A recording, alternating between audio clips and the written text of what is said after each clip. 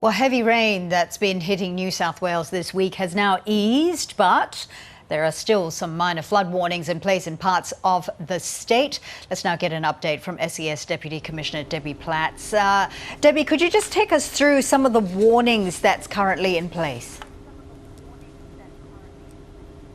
Sure. Well, as you mentioned, the rain has eased and we're very grateful for that, but the floods remain a risk for us. So we still have 36 warnings in place right across New South Wales, predominantly along the central mid-north coast and Hunter Valley, Hawkesbury Nepean.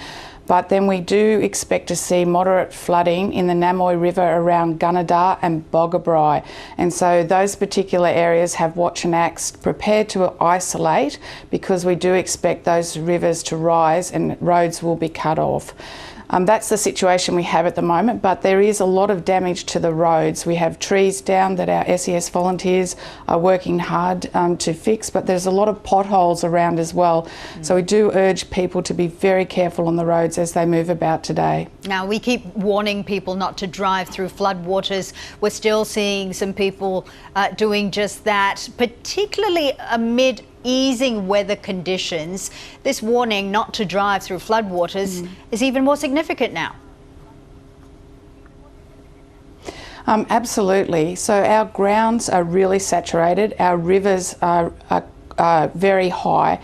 It only takes a small amount of rain now for those rivers to rise really rapidly and cause flooded waters across causeways. So we need people to be very careful as they're driving about. And we did have in this event 16 flood rescues. So that's 16 lots of vehicles that found their way into flooded waters that our amazing volunteers had to go out and risk their own lives to rescue people. So if you come across flooded waters, please turn around, find another route. Are there any dangers of downed power lines or communications?